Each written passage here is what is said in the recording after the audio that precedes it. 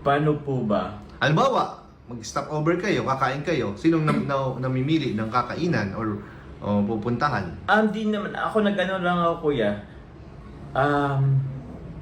Paano po ba? Nagtatanong ako kay Carla. Carla, kumain ka na ba? Hindi naman kumain ka na ba? Gutom ka na ba? Pag sabi siyang medyo gutom na, nag-ano ako kung saan kami makain. Tapos, yun lang din naman. Kumbaga, ako lang po nagtatanong kung halimbawa gutom siya, tapos kung gutom na siya, na kami nang kumain, parang gano'n. Pero ikaw yung nasusunod. Si Carla kasi... Siya ang pumipili. Siya ang pumipili, pero more on lang kasi siya eh. Oo lang na oo. Oo lang. Sabi ko, gusto mo dito? Like, Tapos pag ganyan na siya na lang mapili kung ano gusto niya. Parang gano'n naman siya. Ayun. So, tinatanong na lang pala ni Kalingap Jomar. Tinatanong ko.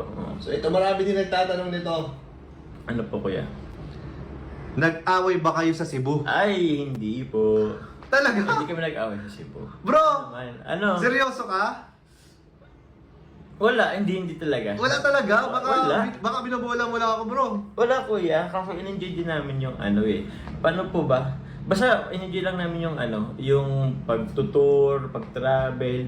Wala naman away. Enjoy lang, bro. Enjoy lang, as in enjoy lang kami po. Enjoy lang kami that time. Sana. Bro, hindi ko na-expect yun. Hindi naman kasi pala away. Hindi naman, pero syempre may mga tampuhan, gano'n. Tampuhan siguro, pero hindi naman pinaabot ng Cebu. Tama. Kasi Oo. minsan lang naman mangyayari. So, Minsan lang tayo magpa-Cebu let it slide na lang. Oh yeah. Dito na lang ulit sa Bicol. So, meron pa dito. Saan kayo pinaka nag-enjoy sa Cebu? Pinaka nag-enjoy. Halos lahat, kuya eh. Pwede ko bang yung day by day? Yung para sa iyo tapos yung para sa inyong dalawa. Yung para sa akin po siguro, mas nag-enjoy ako doon sa kayak and butanding. Ay, kayak, hindi po kayaking.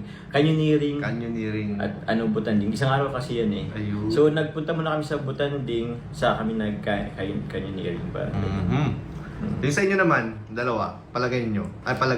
Ay, wait lang kuya. Parang mali yata yung nabanggit ko. Ano yun? Pala kami. Nalilito ka na. Nalilito ka na. Ay, oo nga pala. Pala yun? Nag-canyoneering kami tapos ng sardines tapos turtle. Pero siguro parang pinakamas nag-enjoy ako yung nag-canyoneering kami. Canyoneering. Oo, po. Pati si Carla enjoy din doon. Sobrang nag-enjoy si Carla. Kasi yung pag yung mga talon, di ba? Yung mga falls. Hilig niya yun. Hilig niya yun eh. Nakikita niya rin ito sa sa TikTok, sa YT. Yung mga cliff jumping, mga gano'n. Oo, mga ganun. Yun yung nahilig siya, yun yung niya. Kumbaga, doon talaga siya nag-enjoy. Feeling ko para sa akin, doon siya nag-enjoy.